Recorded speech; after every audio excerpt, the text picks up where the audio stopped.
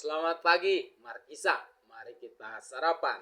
Sarapan nasi teri kaca, eh, sambal balado, dan ikan bakar. Luar biasa berkatnya. Eh, Berkat jasmani. Berkat rohani, pagi ini kita sama-sama belajar dari Keluaran pasal 4. Keluaran pasal 4 berbicara tentang ayat 1 sampai 31. Bagaimana Allah berurusan dengan Musa. Uh, Musa yang lahir dari keluarga Lewi dan sedang dalam pelarian di Midian, menjadi gembala domba, kambing domba mertuanya.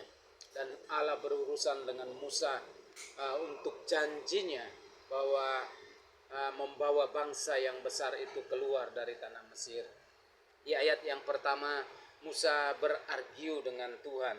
Dia berkata, lalu sahut Musa, bagaimana jika mereka tidak percaya kepadaku dan tidak mendengarkan perkataanku, melainkan berkata, Tuhan tidak menampakkan diri kepadamu. Dan argu ini, pernyataan Musa ini dijawab dengan oleh Tuhan dengan dua tanda mujizat yang harus dia lakukan di depan orang Israel yang ada di Mesir. Yang pertama, tongkat yang di tangan Musa dilemparkan dan berubah menjadi ular, dan Tuhan menyuruh Musa untuk menangkap ekor ular itu dan kembali menjadi tongkat.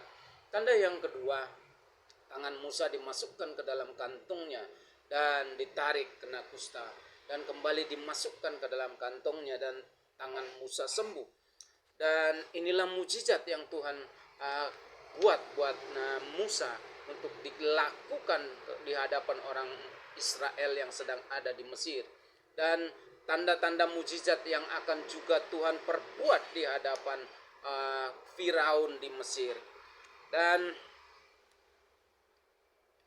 Musa berbantah-bantah kembali di ayat yang ke-10. Dia bilang, aku tidak pandai bicara. Tetapi jawaban Tuhan yang luar biasa. Dia berkata, siapakah yang membuat lidah manusia? Yang pasti kita semua memahami, menyadari bahwa yang membuat lidah manusia adalah Tuhan. Dan selanjutnya Tuhan ingin membunuh Musa di dalam perjalanannya setelah pamit dari mertuanya, dan Zipora istrinya memotong kulit katan dan menyentuhkan darahnya kepada Musa, dan Allah membiarkan Musa hidup. Dan Musa melakukan apa yang Tuhan perintahkan di hadapan orang Israel, dan